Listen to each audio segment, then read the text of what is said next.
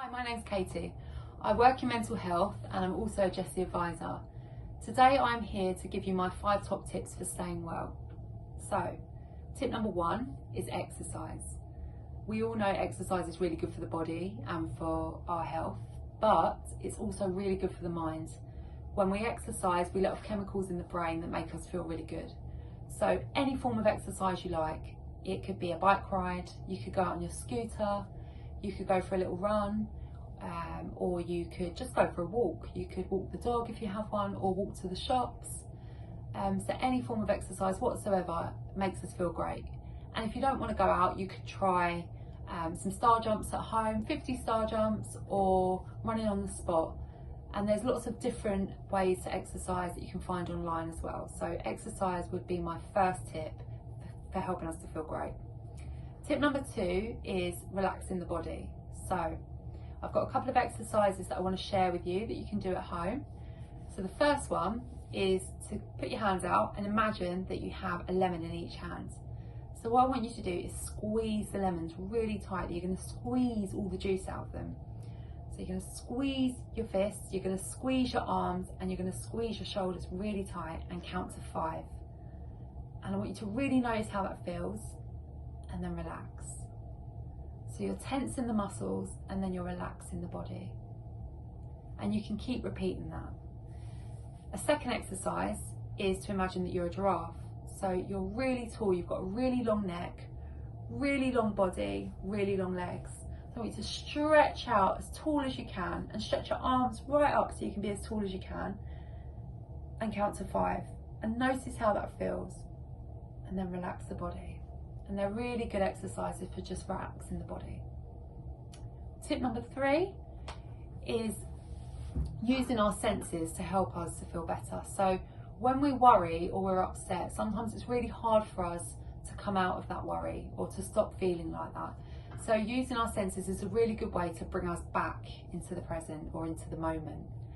So what you can do is look out for 5 things that you can see. So look for 5 things in the room that you can see and name them, or 5 things if you're outside and name them.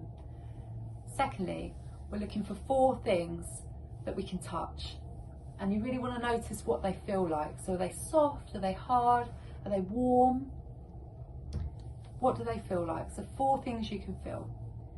Then we want 3 things that we can hear. So what can you hear around you? Can you hear the birds singing? Can you hear the radiator humming? What can you hear? The telly, people talking? 3 things that you can hear. Then we want 2 things that you can smell. What can you smell around you? It might be that you've got some soap lying around or perfume that you could pick up and just smell. 2 things that you can smell. And then finally, 1 thing that you can taste.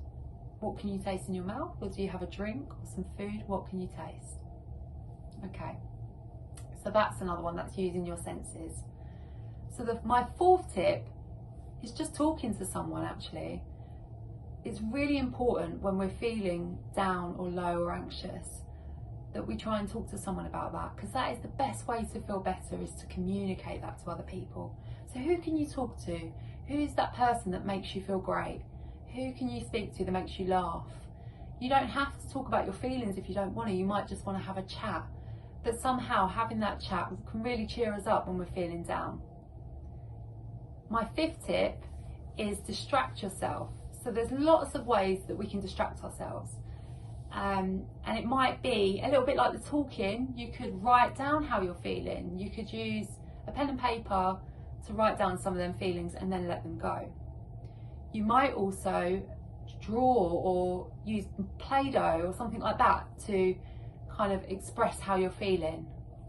Or it might just be a way of taking your mind off things. Colouring is a really good one as well. What ways do you like to distract yourself? I've spoken to a lot of young people that really like to watch their favourite Netflix series or their favourite films, or they might just pick up the phone and call someone, or music. Music's a really great way as well. Or do you play an instrument? Any of them things can help just take our mind off the worry or how we're feeling just for a little while, so it doesn't feel so bad. So I really want you to try some of these activities at home, and they are my 5 top tips.